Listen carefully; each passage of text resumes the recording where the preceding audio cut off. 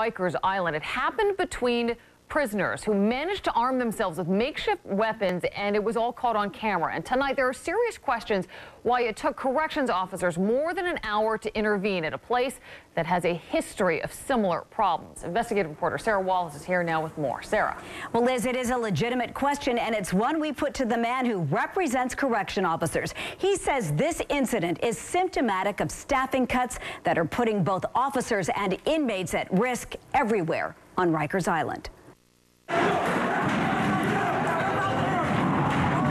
Who knows what set it off, but in just minutes, there's chaos in a housing area at this Rikers Island jail, GRVC, 2 weeks ago. We're looking at multiple inmates involved in a melee where they're throwing chairs at each other, mops, broomsticks, handles, hot water. Norman Seabrook is the president of the Correction Officers Union. The obvious question, why isn't anybody breaking this up? Well, because we don't have the staff to break it up. There's only 4 correction officers there, 3 correction officers and a supervisor. And that is not enough to quell that situation. There's nobody behind them right now. So those 2 officers go down there and there's 40 inmates fighting. What do? The union has complained about cuts on staffing in all of the jails. This as inmate violence in jails like GRVC is escalating. In 2011, 180 officers and inmates were seriously injured there. In 2012, it went up to 201. Slashings and stabbings went from 35 to 71. They're still going at it. They've been going at it for about a half hour. In this brawl alone, 1 staff member and more than a dozen inmates were hurt. As you're seeing one of the victims,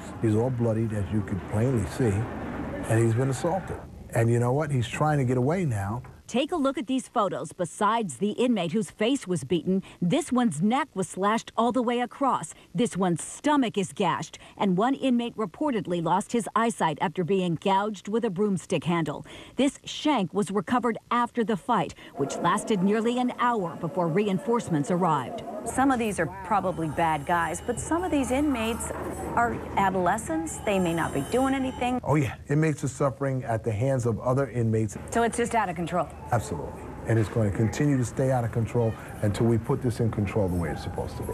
The correction department claims the housing unit was fully staffed, but adds there is every indication that the situation could have been handled differently and that this incident went on far too long. Every issue, they add, will be thoroughly addressed to prevent a reoccurrence. By the way, 32 inmates have been disciplined as a result of that fight, and some will face criminal charges. Liz?